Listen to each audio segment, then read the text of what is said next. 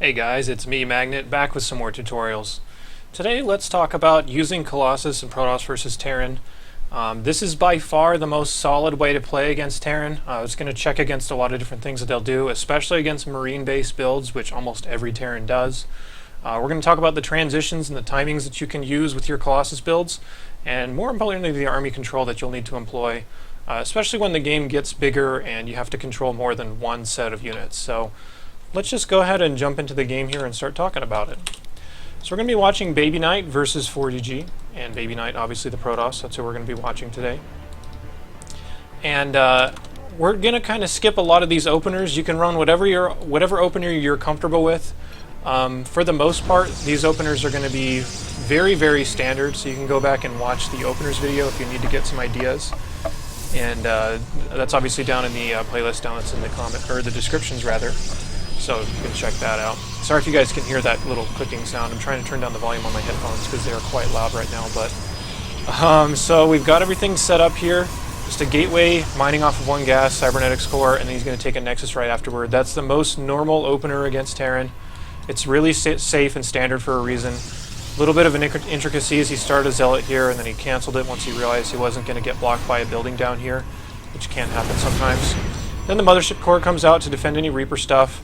Usually you're going to produce a few stalkers before you put down, or rather, before you put down any Colossus tech anyway. So after this point, once you get your Nexus going, you want to start extra stalkers like we talked about. You can add some gateways, up to maybe 3 is really safe, and then a robotics facility. And that robotics is going to be good not only for the Colossus later, but immediately for observers. So there's a lot of different things you need to be thinking about as far as openers that you can face.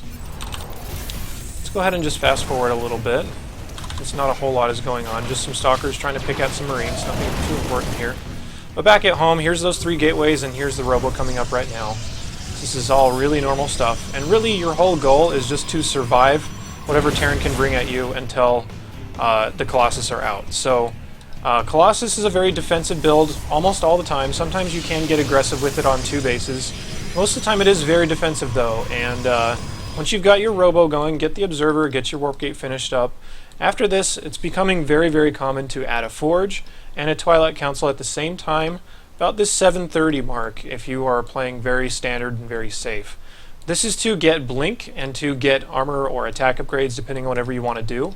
And the blink is going to be to protect your Colossus, so you're going to be kind of getting blink and Colossus at the same time. It's also to deny drops, considering Colossus are kind of one of the worst techs to try and stop drops with. So we will see Baby Knight continue to develop into what we're talking about. Back in the Terran base, they are adding on all their buildings they would normally get, so this is really normal stuff. And for the most part, you don't need to change your build too much unless you scout something crazy like 5 or 6 barracks before a factory or something weird like that. Then you'd probably want to just produce off your gateways for a little while and try to hold that and kind of wait on your Colossus a bit.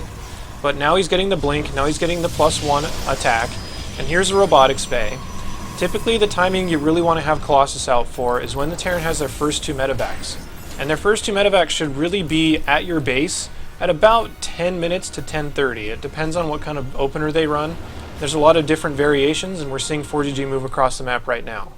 Alternatively, if you have blink, you can usually control really well against that. You can see he has a lot of stalkers, and he's favoring a lot of stalkers over getting the faster Colossus. And this is mainly just so he can kind of ease into the Colossus. There's a lot of different Colossus builds where they'll grab this robotics bay before the Twilight Council and the Forge, but that's just to get ultra fast Colossus, and it's a little bit more flimsy. Honestly, the blink and the +1 is a lot more safe. An opening like this is about defensive and as safe as you can get nowadays. So just adding on a lot of stalkers here, and he doesn't have the Colossus ready for the first medevac timing because that's ideal, but he still does have all these stalkers and these sentries. He can blink my arc arrow against this all day as soon as it finishes up, which should be in the next few seconds. You can always buy time with overcharges and whatnot. Here's the Colossus coming out now, and we'll kind of continue to watch these little battles come down here, considering you will have to deal with stuff like this if you're running Colossus yourself. Like I said, if you have blink, you can micro against this all day and punish the Terran for being out on the map if you really want to. So this is a good answer to those medevac timings most of the time. Then the Colossus will come out at a time where you might not be able to stop this type of army if it just gets too big, if you don't have enough stalkers or something. So this is a really good defensive build, and it punishes Terrans a lot for trying to attack into you that heavily. Speaking of attacking into you heavily, Terran's adding 2 more barracks to go up to 5 before their 3rd command center. That's just going to be more and more aggression. Meanwhile, Baby Knight's grabbing range. He should be getting more Colossus here, but he's kind of missing out on that for just a little bit, and there we go. He's got that started once again. And he's taken a 3rd, so anytime you push off any attacks, you can go ahead and take a 3rd with a Colossus build. And then, at this point, you're obviously going to continue to make Colossus, but you need to understand that once the Terran knows that these Colossus are on the way, they're going to start trying to counter this, and the biggest counter is very obviously Vikings. So you need to ask yourself, what am I going to do to counter the Vikings? One thing you can do is you can try to use a lot of Blink Stalkers, like maybe 16 or so, to try and shoot down Vikings and keep your Colossus alive. But a more common transition is to eventually support that with Storm and with Charge, as we're seeing come down here. And then at that point you can try and storm the Vikings to keep your Colossus alive. And then the Blink Stalkers don't have such a hard job. There's also the alternative of going for Phoenix to protect your Colossus, but we will talk about that in the next replay. And that's most of the reason why I waited so long to do this, is because I was looking for a good Phoenix Colossus replay. Now that the next attack is coming down here, 2 Colossus, this many Stalkers, at least a handful of force fields, they're all going to deal with this just fine. So note that what you really need to prevent in battles like this, especially when range isn't done, is you need to prevent them from just running and getting on top of your Colossus. So if you see them just running at you really hard, you can keep the rest of your army in the same place. You can also just control click on a Colossus and start to move them back while you attack with them, so that this army doesn't really do much if they're trying to chase the Colossus down. The stuff here will die, and of course that's the whole point of this, is that whenever you have Colossus out, they are the primary thing to keep alive, and everything else is fairly expendable, as long as you're just not throwing it away and not doing anything with it. So the idea is to let that stuff die while the Colossus are firing. Once range is done, these little random timings with a few medevacs really shouldn't do any much more, and it'll be up to the Terran to start countering you with these Viking productions. So we're starting to see that come down. Note that because he pushed off that first attack so easily, he has a pretty substantial worker lead right now, and that's kind of the goal as far as the stage of the game, is if you can be ahead in workers and have safe, effective tech on the field, then you'll be in great shape. Second Forge is coming down now, and Colossus builds with double Forge are really, really important. You need to definitely keep up on the Terran with the upgrades, because if they're at something like 2-2 and you're only at +1 attack, they're going to blow through you really fast. So they're kind of the unsung component of this build that will propel you and allow you to take on bigger and bigger armies here. Now let's talk about the number of Colossus you typically want, and you typically want about 4 before you start switching into Templar. If you get any more than that, you start really running the risk of dying to a lot of Vikings.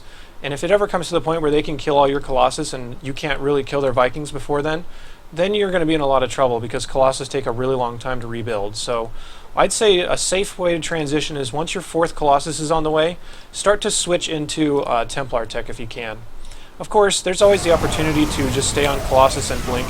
If they keep losing units like this, you can continue to be aggressive and maybe attack across the map and make them pay for being too aggressive, but for the most part you should understand what the transitions are. And here comes the Templar Archives now that the 4th Colossus is almost done. So getting Storm to support this is definitely going to be what you want to do.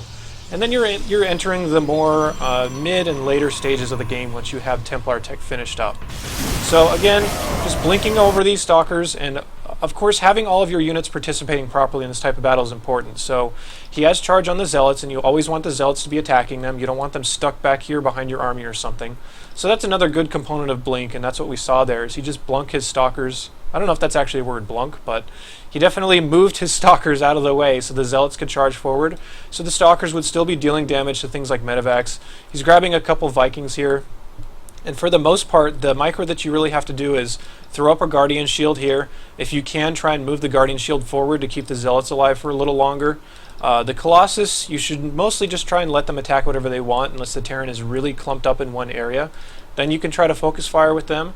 But the Stalkers are the most important things, and really just kind of blinking your Stalkers and getting them on top of Vikings. And you can even just shift click the Vikings down so they die faster, is really the micro that you need to do with this type of composition.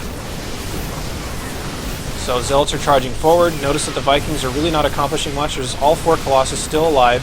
He's even adding on a 5th, and he's only adding on a 5th because he realizes that even though he needs to know about the Templar transition, 4GG is just being way too aggressive. And if he's being way too aggressive, you can continue to push them around the map like this with your Colossus and really punish them for overextending, which we definitely saw there. The Blink Stalkers blinking forward, always a good way to try and chase these units down. You don't want to be too aggressive with that, and of course the Colossus here are just chasing this army. You usually won't catch them until they're backed into a corner here, and that's the point of the Stalkers, is to try to pick them down, and if they ever run back into your Stalkers, you can back them up and let the Colossus do their damage. So Baby Knight has chased 4GG basically all the way across the map here, and the Storm transition should be underway right now. He's kind of missing a little bit of time on this, but I think he's also realizing that this game is pretty much over if he's been that good and that aggressive. Conversely, rather than Storm, you can also just make these into Archons if you really want to be aggressive with your Colossus. And also an important fact is try to center your attacks around when these upgrade sets are finishing. So if you have 2-2 finishing, it's better to go right when 2-2 finishes rather than right before or wait for a while afterwards. So it may be your instinct to just feel like you don't have a big enough army, but if you've pushed him this far back and he's failed a bunch of attacks, you really should go as soon as possible and as soon as your upgrades finish. So 2-2 finishes and Baby Knight's going to start going with this, and this is pretty simple micro. This is one point where you probably want to have your Colossus focus firing on the army because they can get attracted to other buildings, maybe SCVs, command centers, stuff like that. You really want these Colossus to be hitting the army, so it might not be a bad idea to set these on their own hotkey and maybe walk them forward manually a little bit and then kind of target them on the center of the army somewhere so they are assuredly dealing damage and they're not just shooting a building or something. So that's something that you really need to be focused on. Notice all the Colossus shots are being wasted while the rest of his army is taking damage. And it may be kind of his intention to try to get behind this base and let the Colossus shoot like that, but eventually, notice he blinks out of the way so the Zealots can fire. He has Guardian Shield up, he has Archons helping out here, and yeah, 4GG is dead simply because he overextended. And that was kind of a good replay to watch as far as how to play a really defensive and smooth Colossus style with that blink opener. So I guess to recap here, what he did is he basically just went one gate expand, then he dropped 2 more gates in a robo. After that, he put down a Twilight Council and a Forge at the same time.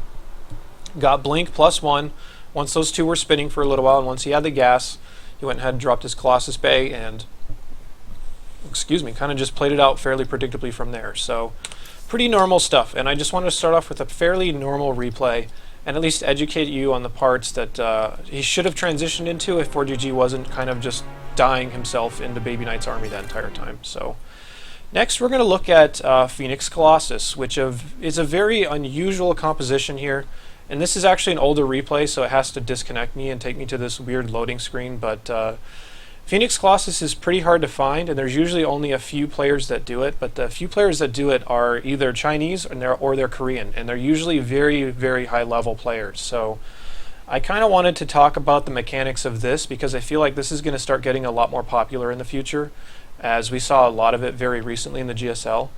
And you would think I'm loading up an entirely new game, like Starcraft 3 or something, because this has taken forever to load, but once we get it going here, we will definitely jump in and we'll see what's going on. Note that the only difference with these older replays is that Ghost Energy upgrade was still in the game, but it doesn't really play that much of a factor. So these replays kind of look very similar to the recent ones we've seen with Phoenix Colossus. And if you want Phoenix Colossus stuff, look for Myungshik. He is really the front runner for Phoenix Colossus stuff. Anything Phoenix, you should immediately associate with Myungshik. So he is your guy for Phoenix-based strategies. This is a bigger map, and typically Phoenix Colossus is going to be used on bigger maps because Phoenix have a secondary objective of preventing drops. So this is a huge map, and he's also going Nexus first here. A little bit of a risky strategy, but it'll do fine for him. Keen is opening up with some Hellions here, and again, the openers don't matter too much. You'd obviously be safer here if he went for a 1-gate expand, but I mean, the difference that he gained with probes as far as going Nexus first, he lost to Hellions anyway, so it didn't really matter. Now the Phoenix start up, and this is why Phoenix are useful at this stage of the game, is you can start lifting up things like Hellions or Mines or things like that. If they try to do drops, you can deny them pretty well with the Phoenix, so they have a lot of utility in this stage of the game, and then transitioning smoothly into Colossus after this is pretty simple. So he's going to start using some lifts here on the Hellions. Whoops, I'm sorry. Hellions are still killing quite a bit here, so you just have to overcharge, but as long as you can disable things like Mines and Hellions and shoot them down with your Stalkers, then you're going to be in just great shape. This Hellion harass doesn't really mean all that much, so we'll just go ahead and kind of skip forward to the point where the Colossus starts showing up.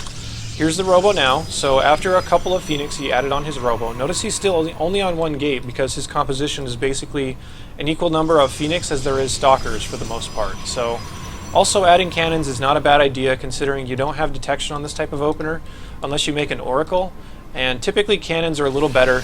You also will want to start some upgrades here, but I would actually prefer attack rather than armor. I think armor is a little silly considering his units are almost exclusively going to be Phoenix and Colossus.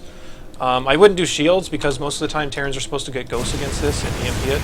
And here you go. This is the use of the Phoenix right now, lifting up these Hellions. Cannon doing the rest of the work, and he needs to kill that. There we go. So, and then he can finally deny the drop. So he's playing very, very safe as well. And the Phoenix are doing well as far as controlling his area of the map.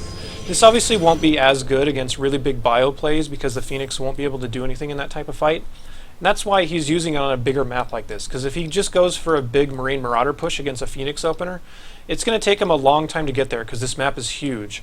So I would really reserve strategies like this for bigger maps, or if you have a different way to play defensively, maybe you have a lot of sentries or something and you can still fit in your Colossus and Phoenix production, then that's fine too. Youngshik's adding on observers here, and my god, is he supply blocked right now. That's a big mistake. So he's just adding on observers right now to get some information as far as when the Terran is starting to move across the map. You can harass a little bit with Phoenix like this, but we'll also note that the Colossus should be starting here any second. And once the second Colossus is out, I'd say is a really stable time to take your third base off this type of strategy. And you need to be careful though. This is also a strategy that incorporates a lot of cannons, and this is going to be a hyper defensive strategy in the sense that you're going to be just basically sitting in your base for a very, very long time behind cannons, Colossus, and Phoenix, while you might have to absorb a lot of attacks from the Terran before you can really get out there and start hitting them back. So another drop denied. Phoenix are kind of poking around the map, but they will be able to come back here and deny this fairly easily. Of course, you can micro against the rest of these units, but note that Keen is also playing this fairly passively because, again, attacking across the map that far away, it takes you about a minute to walk that far, and within a minute, that could be another Colossus. So those type of plays usually don't work out very well. So now that he's got his third Colossus on the way, he can start thinking about taking a third base. And this build will expand fairly slowly as well. You can see him starting to move down here. And again, the use of cannons is really what makes this work, so that the filler that you would normally have is invested in Phoenix, but the rest of it is also invested in cannons that do better damage, and they absorb damage just a little bit better than Gateway armies typically will. So he's just going to make nothing but Colossus here for basically the rest of the game, and you can just stay on this one Robo. You need to go two. Once he takes his third base, he's going to add on a second Stargate. He's going to get +1 air, and he's also getting +1 shields here, which again I don't really agree with that much because most of the time EMPs will just wreck everything, but you can also justify it a little bit that it benefits Colossus and the Phoenix. So I mean, if they don't usually get ghosts, or if they don't get ghosts against it like they're supposed to, then I guess it can be a good investment, but otherwise it's not really that important. I would stick with more attack upgrades and the Phoenix upgrades. So second Stargate is now done. Notice he is constantly having Colossus spinning here, and I kind of want to get forward to the point where we start to see some fights with this type of composition. Terrans will usually play fairly weird against this because they don't see it very often. And the way that Terran is supposed to counter this is they're supposed to make a ton upon a ton of Vikings, which is why you need to bait their Vikings back into your cannons and into your Phoenix, and keep your Colossus alive for as long as humanly possible, and don't fight until either he commits with his entire army, or until all of his Vikings are dead. And if you can wait until his Vikings are dead, then that'll be absolutely perfect for you. So, again, this game is pretty long. You can see Keen adding Ghosts right now. He might actually start the upgrade that doesn't exist anymore, so if you see that on the production tab, that's what that is. But he's still just making basically nothing but Colossus and Phoenix. He's taking a fourth base now, fairly regular time. Since this build is so defensive, though, you really can't fight anywhere other than where your cannons are. So don't feel like venturing over here if he has too big of an army. Just play it patient, wait for the fight to come that you can at least eliminate his Vikings and get some work done with your Colossus. As this game goes longer, you're really not going to shift your composition too much. It's just going to be as many Phoenix and as many Colossus as you can possibly get. You can sometimes fill in and spend your money on these Zealots and Sentries and whatnot just for Guardian Shield, just to sponge up some damage, but for the most part, in the late game, you will literally see armies that are like 20 to 30 Phoenix and like 10 Colossus. It gets absolutely crazy, the types of armies you're going to see in the late game.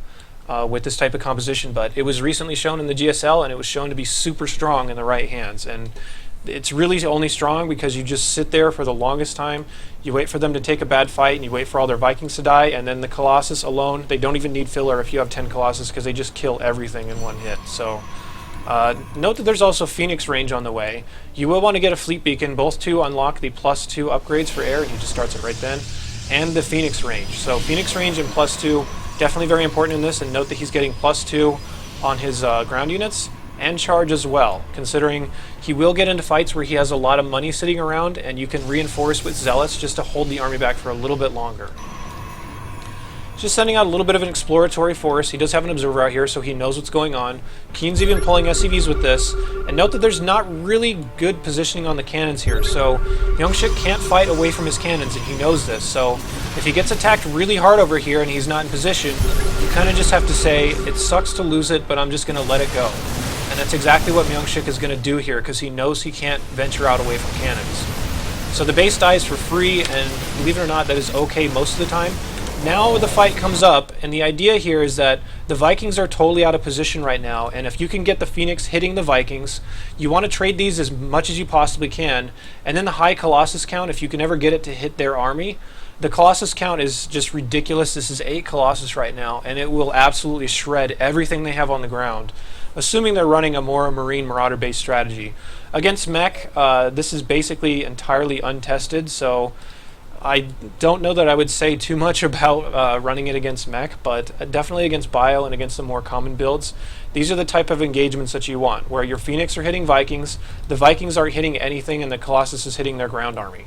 If this were the case where the Vikings were actually over here, then you'd probably just want to walk your Colossus away, try to trade as many Vikings, or rather as many Phoenix as you possibly can, try to bait them back into this cannons if you can, and then as soon as their Viking count is lowered enough to the point where you can fight with your Colossus, then you can bring them, forward again. But since he has this many Colossus, and since the Vikings are in a terrible position, you can see that Myungshik is just kind of wailing on this army right now, and getting amazing trades. Now that the army's on the other side, he could probably just start walking away with his Colossus. And the Vikings, their job is really to kill the Colossus here, and I don't think Keen really understands that, and that's why he's just getting slaughtered in this battle. You're supposed to try to kill as many Colossus as you can, and then attack in with the rest of your army if you're Keen. But if you ever are the Terran here and you're fighting Vikings, you're going to lose, or rather you're fighting Phoenix, you're going to lose pretty hard most of the time. So you can see just absolutely trashing this army because he got a great engagement, and check a look at the resources lost right now. Keen has lost over 3,000 more, and more importantly, the ratio is about 3 to 2. So really good trades there for Myungshik, and these Zealots were harassing basically the entire time as well. So because he got a ridiculously good fight like that, he can really be brave and start pushing out on the map now. And once you get up to about 9 or 10 Colossus is when you can start venturing away from your cannons, because at 9 or 10 Colossus, if you're spending all of your money on Phoenix and stuff, then you should be maxed out anyway, and you won't need to sit back by your cannons. Notice he's retaking his 4th base, but by this point he's dealt so much. You can also use lifts on your Phoenix to try and lift out Marauders and stuff from the army, or in this case it was SCVs. Keen's just trying to base trade, but Keen is so dead here. The Phoenix can be sent back to deal with drops, and this is another cool component of this, is that you can just lift up basically everything here if you have this many Phoenix, and there's not a whole lot that they can do. There's also a carrier on the way, but I think that was actually a mistake, because carriers really don't do that much in this type of situation. So lifting up everything, the Phoenix can just come in here and clean up drops pretty easily. It's one of the benefits of running this type of style. The Colossus are still out on the map here, and you don't want to abandon them, mostly because if they have a huge Viking count, they can lose all your Colossus for free, and if that ever happens, then you're dead. So note that Myungshik's still being very conservative as far as attacking. He needs to wait for his Phoenix to rejoin. And once they rejoin, since he has such a huge supply lead right now, and since he's gotten such amazing trades throughout the game, he can definitely just blow through this army in their next engagement. So we'll just continue to watch the rest of this, and then we'll call this good as far as giving you guys an overall rundown of what you can do with Colossus. This is just hilarious, the amount of Colossus that are on the map right now. And Keen is like beyond dead. And this was kind of similar stuff that we were seeing just recently in the tournaments that were in Korea. So it's still very modern, but back in the day, back at these times, it was really hard to find these replays. Pretty much only Myungshik was doing stuff like this. So yeah, we will watch Keen die here, and then we'll call it good. So Myungshik's just going to gather up here once again. We'll go over the battle flow once more just to be sure that we understand everything. If you're in this type of situation, you should not have your Colossus engaging until you've eliminated as many Vikings as possible. So Myungshik's trying to get a good angle on his Phoenix here. He should be walking this away, but yeah, he's starting to walk it away now. The Vikings will have to chase, and they might start being attracted over to the Phoenix. And then as soon as you trade out as many Vikings as possible, then he noticed that he still has, what, 7 Colossus on the field, and he still should be absolutely fine in this fight. See him just totally roast this army here in just a second. And look how feeble the Terran's attacks are. Watch how fast all this army dies from the Colossus. It's pretty hilarious if you can get up to this type of count. But yeah, GG is definitely called, and Myungshik going to demonstrate a very nice Phoenix Colossus play for us. So hope you guys enjoyed that. Hope that gave you guys some good ideas as far as how to use this unit in this matchup. Like I said, it's by far the most common opener because it's so stable, and Colossus are very powerful if you support them properly. So now you know the various openers and the various type of builds you can use, and you can take that on ladder and smash some Terrans. So yeah, I'll be back with more videos very soon, so look out for that, and take care.